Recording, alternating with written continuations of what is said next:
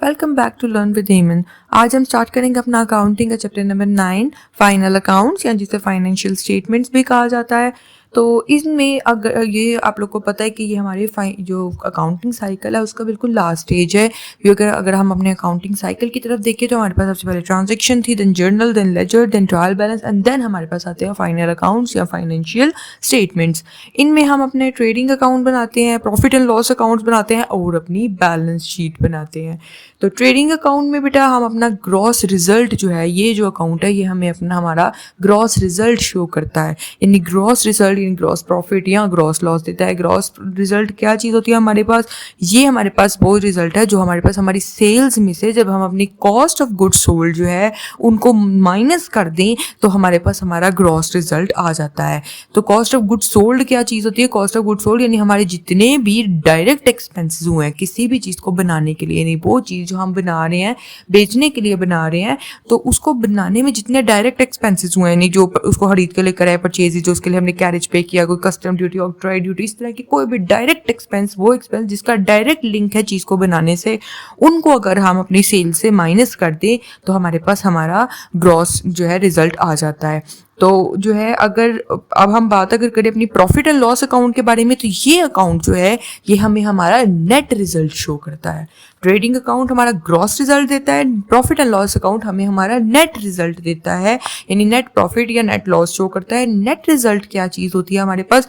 जब हम अपनी जो ग्रॉस प्रॉफिट में से हमारे इनडायरेक्ट एक्सपेंसेस को माइनस कर देंगे तो हमारा जो ओरिजिनल प्रॉफिट या ओरिजिनल लॉस जो है, यानी नेट प्रॉफिट या नेट लॉस जो है वो हमारे पास आ जाएगा। इनडायरेक्ट एक्सपेंसेस कौन से वाले होते हैं? इनडायरेक्ट एक्सपेंसेस यानी वो एक्सपेंसेस जो बिजनेस को रन करने में या चीज़ों को बेचने में इस्तेमाल हो रहे हैं। तो ये सारे हो जाएंगे हमारे पास हमारे इनडायरेक्ट एक्सपेंसेस, यानी वो एक्सपेंसेस जिनका डायरेक्टली लिंक नहीं है हमारे उसके सेल के साथ या हमारी जो है कॉस्ट ऑफ गुड सोल्ड के साथ जो है, लेकिन वो एक्सपेंसेस जो कि ज़रूरी हैं जो हमारे बिजनेस को चलाने के लिए या जो चीज़ें हमने बनाई हैं उनको बेचने के लिए। तो ये सारे हमारे पास आ जाएंगे हमारे इनडायरेक्ट एक्सपेंसेस, और जब हम अपने ग्रॉस प्रॉफिट में से इनडायरेक्ट एक्सपेंसेस को माइनस कर देंगे तो हमारे पास आ जाएगा हमारा नेट रिजल्ट। देन उसके बाद हमारे पास हमारी बैलेंस शीट है। बैलेंस शीट में हमारे पास क्या है? तो ये एक ऐसी स्टेटमेंट है हमारी एसेट्स, लाइबिलिटीज और ओनर्स इक्विटी की। बैलेंस शीट में ये तीन मेन चीज़ें होती है। ये हमारी बिजनेस की फाइनेंशियल पोजीशन को जो है ना, ये बैलेंस शीट हमारी शो करता है किसी एक पर्टिकुलर डेट पे। बैलेंस शीट साल के एंड में बनाया जाता है। अब जो भी आपका जो है साल का एंड है, कुछ बिजनेसेस जो है 31 दिसंबर को अपना बिजनेस का ईयर एंड करते हैं, कुछ बिजनेसेस जो है वो जून में 30 जून को एंड करते हैं। तो ये अपना जो भी उन्होंने अपना जो है टाइम पीरियड रखा हुआ है उसके हिसाब से जो भी एंडिंग जो डेट है उस दिन बैलेंस शीट बनाई जाती है, और वो जो पर्टिकुलर डेट होती है हमारे पास, वो हमारे पास क्या है, उस दिन हमारी बिजनेस की फाइनेंशियल पोजीशन को हमारी बैलेंस शीट जो है वो शो करती है, हमारी बिजनेस की फाइनेंशियल कंडीशन को बताती है कि बिजनेस किस तरफ जा रहा है। और उसके बाद ही अगर हम बात करें हम अपनी एसेट्स लाइबिलिटीज वगैरह की, तो हमारे पास सबसे पहले आते हैं हमारे फिक्स्ड एसेट्स। बैलेंस शीट में हम इन सब चीज़ों का जिक्र करेंगे। फिक्स्ड एसेट्स यानी हमारे पास वो एसेट्स जो हमारे बिजनेस में एक लंबे अरसे के लिए हमारे पास मौजूद है, एक लॉन्ग टाइम, उनकी लॉन्ग लाइफ या लॉन्ग टाइम पीरियड के लिए ये हमारे पास मौजूद है और ये हम बिजनेस में यूज़ करते हैं काफ़ी देर तक। जैसे लैंड हो गया, बिल्डिंग, फर्नीचरिंग, काफ़ी देर तक हम इसको यूज़ करते हैं। फिक्स्ड एसेट्स हो गए। फिक्स्ड लाइबिलिटीज़ भी हमारे पास क्या चीज़ आती है? फिक्स्ड लाइबिलिटीज़ हमारे पास वो लाइबिलिटीज़ है जो हमने दोबारा पे करनी है, लेकिन ज़रा उसको पे करने में काफ़ी ज़्यादा टाइम है, यानी वो लाइबिलिटी जो हमने थोड़े लंबे टाइम के, लॉन्ग टाइम पीरियड के बाद वापस करनी है।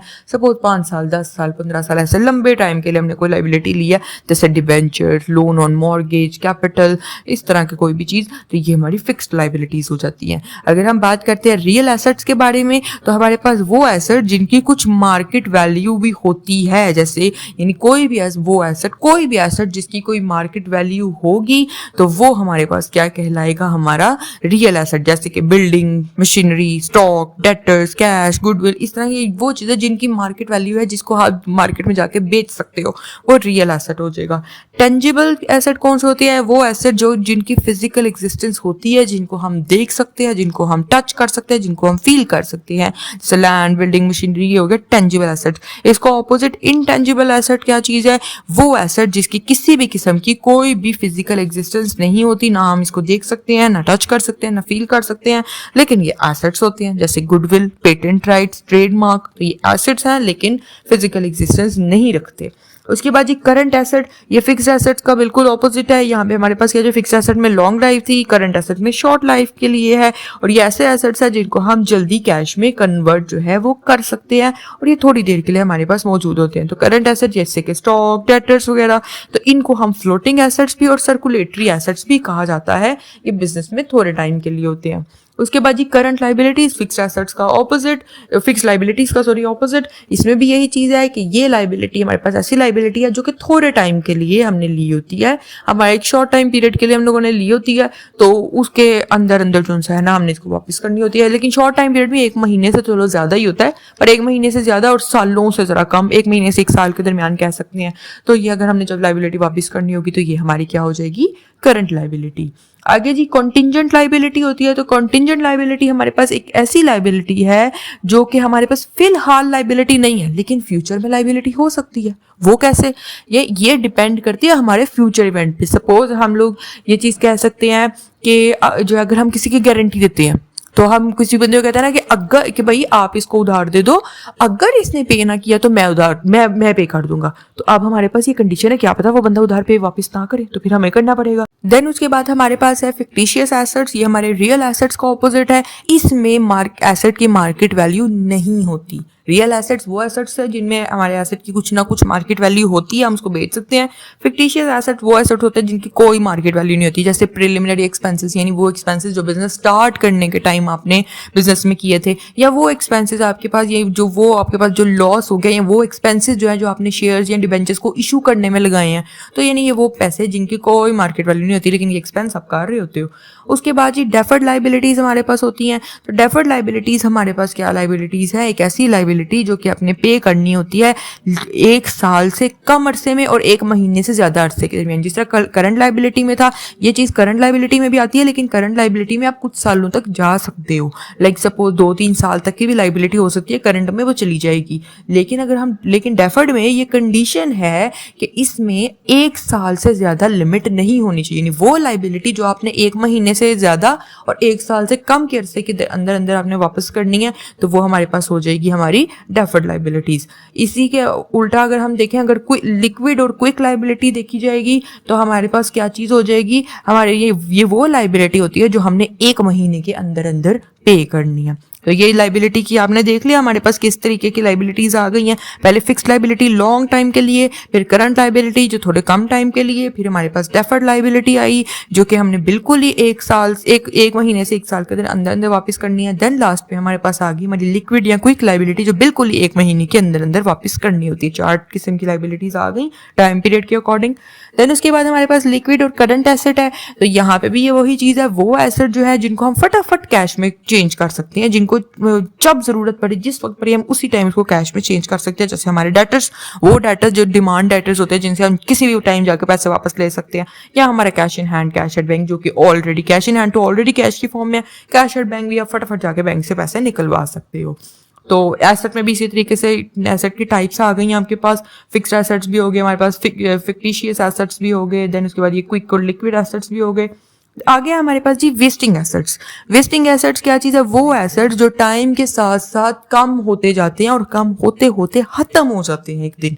जैसे माइन, यानी आपके पास एक माइन है, एक कान है, आप उसमें से कोई चीज़, सपोज आपकी कोल माइन है, उसमें से आप कोल निकाल ले जा रहे हो तो एक दिन आहिस्ता आहिस्ता कम होते होते खत्म हो जाएगा। या फॉरेस्ट है, दरख्त काट रहे हो, कटते करते करते एक दिन फॉरेस्ट भी खत्म हो जाएगा। तो ये चीज़ है कि हमारे पास जो है वो हमारी ये वेस्टिंग एसेट्स है जो टाइम के साथ साथ कम होते हैं और एक दिन जाके खत्म हो जाते हैं। देन उसके बाद जी हमारे पास है इंटरनल लाइबिलिटीज। इंटरनल लाइबिलिटीज वो हमारे डेट्स होते हैं जो कंपनी ने, ओनर ने अपनी कंपनी के अंदर, बिजनेस के अंदर ही वापस करने होते हैं। बिजनेस ने जो है उस ओनर को वापस करने होते हैं, जैसे कि कैपिटल। ये इंटरनल लाइबिलिटी है कि बिजनेस के सर पे लाइबिलिटी है लेकिन वापस भी बिजनेस के अंदर के बंदे को यानी ओनर को ही वापस देनी है। एक्सटर्नल लाइबिलिटीज वो सारी सारी लाइबिलिटीज जो बिजनेस ने बाहर के लोगों को वापस करनी होती है ओनर के अलावा, जैसे क्रेडिटर्स, बिल पेएबल, इस तरह की। देन कैपिटल का तो आप लोग को पता ही है, पैक कैपिटल वो अमाउंट जो ओनर जो है या ज्यादा अगर ओनर्स हो वो बिजनेस में लेकर आते हैं, ये ओनर्स इक्विटी भी कहलाती है। अब ये बिजनेस के अंदर या तो जब बिजनेस स्टार्ट किया उस टाइम तो लेके आते हैं, उसके बाद बिजनेस में दरमियान में भी जब जरूरत पड़ती है तब ओनर जो है अपनी तरफ से कैपिटल बिजनेस में लेके आते हैं। उसके बाद ही हमारे पास है डायरेक्ट एक्सपेंसेस। एक्सपेंसेस भी हमारे पास दो किस्म के होते हैं, डायरेक्ट एक्सपेंसेस और इनडायरेक्ट एक्सपेंसेस। इसकी हमने आगे भी ये इसमें बात की थी ट्रेडिंग अकाउंट और प्रॉफिट एंड लॉस अकाउंट में। तो डायरेक्ट एक्सपेंसेस वो एक्सपेंसेस जिनका डायरेक्टली कनेक्शन होता है हमारी जो गुड्स जो है उनको बनाने में, हमारी जो चीज़ें हमने बेचने के लिए जो चीज़ें बनाई हैं उनको बनाने में जिनका डायरेक्ट जो है उनका लिंक होता है, जैसे फ्रेट हो गया, वेजीज हो गया, कैरेज इनपुट हो गया, तो ये हो गया हमारा डायरेक्ट एक्सपेंसेस। और इनडायरेक्ट एक्सपेंसेस हमारे पास क्या है, वो एक्सपेंसेस जिनका डायरेक्टली लिंक नहीं होता, जो बिजनेस को चलाने में या चीजों को बेचने में इस्तेमाल होते हैं, जैसे कि रेंट हो गया, सैलरीज हो गया, कोई लीगल चार्जेस पे किए हैं हमने, सपोज लाइसेंस वगैरह बनाना पड़ रहा है या इस तरह करके कुछ। तो आगे जी हमारे पास यही रेवेन्यू की भी दो टाइप्स हैं, एक हमारे पास डायरेक्ट रेवेन्यू है और एक है हमारे पास इनडायरेक्ट रेवेन्यू। डायरेक्ट रेवेन्यू में हमारे पास क्या चीज़ है, यानी वो रेवेन्यू जो हम बिजनेस की रूटीन एक्टिविटीज़ में अर्न करते हैं, जैसे सेल्स करके। बिजनेस में जब हम सेल्स कर रहे हैं तो ये हमारी रूटीन एक्टिविटी हो गई डायरेक्ट रेवेन्यू। लेकिन इनडायरेक्ट रेवेन्यू भी होता है जो हमारा हम नॉर्मली नहीं, मतलब बिजनेस की रूटीन में नहीं होता, लेकिन हम ये अर्न कर रहे होते हैं इनडायरेक्ट रेवेन्यू, जैसे कि इंटरेस्ट हम रिसीव कर रहे होते हैं, कमीशन रिसीव कर रहे होते हैं, डिविडेंड रिसीव कर रहे होते हैं, डिविडेंड जो है हम लोग वो भी रिसीव करते हैं। तो इसलिए इस सूरत में ये सारे रेवेन्यूज हैं, ये हमारे इनडायरेक्ट रेवेन्यूज हैं जो कि बिजनेस की नॉर्मल एक्टिविटी से नहीं हम अर्न करते, लेकिन हम अर्न करते हैं। आगे जी हमारे पास लास्ट डेफिनेशन है मार्शलिंग।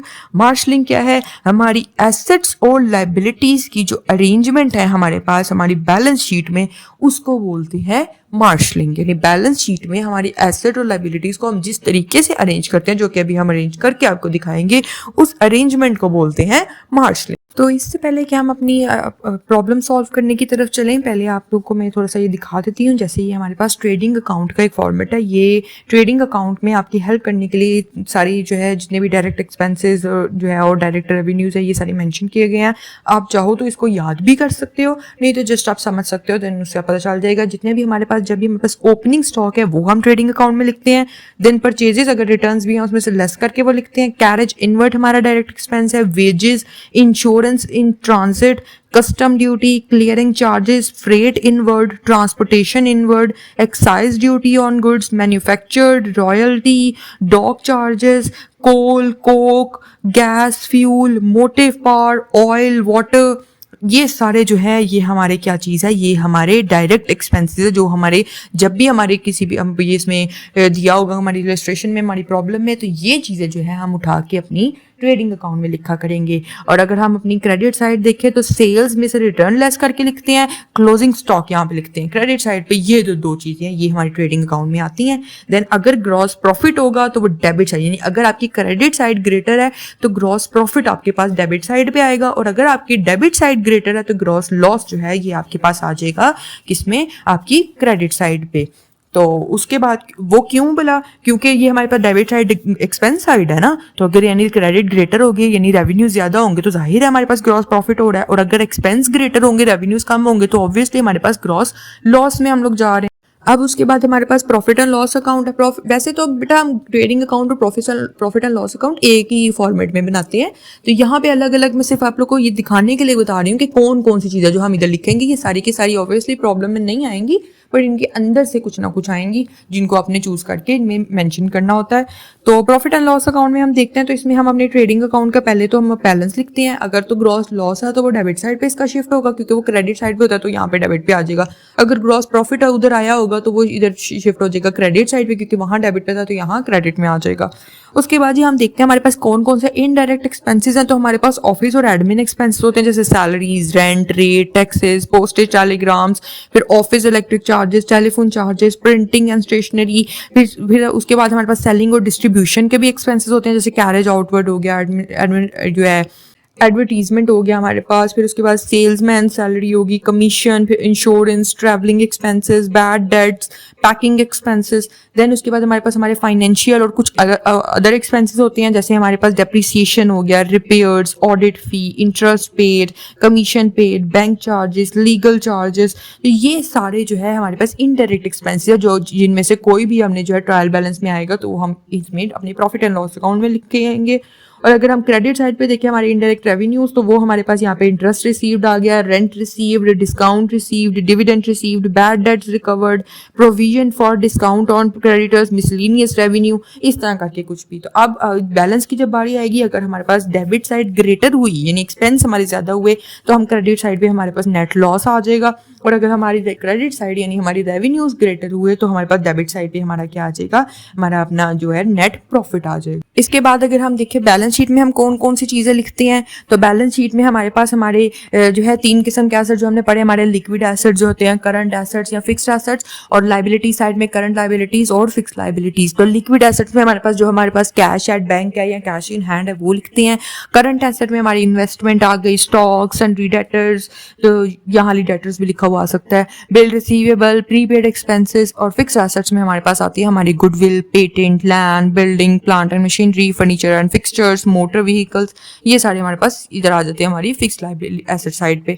लाइबिलिटी साइड पे हम पहले अपने करंट लाइबिलिटीज लिखते हैं, जैसे sundry debtors, bills payable, bank overdraft, outstanding expenses. और फिक्स्ड लाइबिलिटी साइड पे हम अपने कैपिटल लिखते हैं, हमारे रिजर्व्स लिखते हैं, लॉन्ग टर्म लोन लिखते हैं। और यहाँ ये जो कैपिटल है इसमें हम जो है अपना, अगर तो हमारे पास नेट प्रॉफिट आया होता है तो कैपिटल में आके ऐड करते हैं, अगर नेट लॉस आया होता है तो कैपिटल में से लेस कर देते हैं। और अगर हमारे पास ड्राइंग्स मेंशन होंगी तो वो भी हम अपने इस कैपिटल में से लेस करेंगे। तो ये थी बेटा हमारे पास ये तीनों चीज़ें। अब इसके बाद अब हम अपने जो है अकाउंटिंग प्रॉब्लम इसके बाद सॉल्व करेंगे। इन तीनों का आप प्रॉपर स्क्रीनशॉट भी ले सकते हो, और अगर आप इसको अब बिल्कुल न्यू हो तो आप पहले इसको याद कर सकते हो, या इसके जस्ट अगर आप कॉन्सेप्ट्स लेना चाहते हो तो वो और ज़्यादा अच्छा है। तो अब बेटा हम आते हैं अपनी अकाउंटिंग प्रॉब्लम की तरफ। ये यहाँ हमारे पास एक अकाउंटिंग प्रॉब्लम हमें दी गई है, ये हमें एक ट्रायल बैलेंस दिया गया है, लिखा हुआ है जी यहाँ पे, following the trial balance of Irfan brothers as on 31 December 2015। अब ये हमारे पास एक ट्रायल बैलेंस है, इस ट्रायल बैलेंस से हम अपना ट्रेडिंग अकाउंट भी प्रिपेयर करेंगे, profit and loss account prepare करेंगे, और अपनी बैलेंस शीट भी प्रिपेयर करके दिखाएंगे। अब देखिए ट्रायल बैलेंस में हमें कुछ चीज़ें दी गई हैं, अब इनमें से ये चीज़ें जहाँ जहाँ जाती हैं वहाँ वहाँ हम लगाएंगे। जैसे ड्राइंग्स है, ड्राइंग्स का ताल्लुक बैलेंस शीट से होता है, ये हम बैलेंस शीट में बाद में लगाएंगे। कैश है, फिर हमारे पास गुडविल है, परचेज, स्टॉक, बिल्डिंग, फ्रेट, फिर debtors, trade expenses, sales return, bank overdraft, sales, capital, purchase return और बिल पेएबल। ये सारी चीज़ें उन्होंने हमें एक साथ ही दे दी हैं। अब जो जो चीज़ें जहाँ जहाँ जाती हैं वहाँ वहाँ हम जो करके अपना ट्रेडिंग अकाउंट और प्रॉफिट एंड लॉस अकाउंट और साथ बैलेंस शीट को है उसको बनाएंगे। क्लोजिंग स्टॉक एंड पे दिया गया। अब देखें यहाँ पे सबसे पहले जी हम लोग ट्रेडिंग अकाउंट की तरफ आएंगे। ये हमारे पास फॉर्मेट है, हमारा ट्रेडिंग अकाउंट का भी यही है, प्रॉफिट एंड लॉस अकाउंट का भी यही है। इसमें हम क्या करते हैं, ऊपर पहले हम अपना ट्रेडिंग अकाउंट बनाते हैं और फिर उसके बाद उसका ग्रॉस रिजल्ट करके देन साथ ही नीचे जो है हम अपना प्रॉफिट एंड लॉस अकाउंट शुरू कर देते हैं, ऊपर दोनों की हेडिंग दे देते हैं। ट्रेडिंग अकाउंट में सबसे पहले हमें चाहिए होता है अपना स्टार्ट करने के लिए अपना ओपनिंग स्टॉक जो है हमें चाहिए होता है। तो ओपनिंग स्टॉक सबसे पहले हम ढूंढेंगे कि हमारे पास यहाँ हमारा ओपनिंग स्टॉक कहाँ है। तो यहाँ देखिए यहाँ पे स्टॉक लिखा हुआ है, साथ डेट लिखी हुई है 1/1/15 यानी 1 जनवरी को है। तो इसका मतलब ये हमारा ओपनिंग स्टॉक है। क्लोजिंग स्टॉक तो नीचे दिया हुआ है। पहले हम अपनी ओपनिंग स्टॉक, ये ओपनिंग स्टॉक हमारी हम डेबिट साइड पे लिखते हैं, ये हम लिख देंगे। और जो है फिर उसके बाद अब हम ढूंढेंगे कैश ड्राइंग तो हमारे पास यहाँ पे जिक्र नहीं आएगा। गुडविल भी हमारी बैलेंस शीट की आइटम है। परचेजेस हम अपनी लिखते हैं इसमें ट्रेडिंग अकाउंट में। वैसे भी परचेजेस जो है हमारा डायरेक्ट एक्सपेंस आता है, परचेजेस लिख देंगे।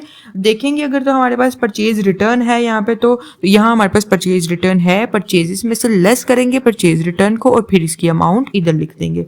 उसके बाद देखेंगे और कोई अगर हमारे पास डायरेक्ट एक्सपेंस है तो फ्रेट हमारा डायरेक्ट एक्सपेंस है, वो भी हम यहाँ लिख देंगे।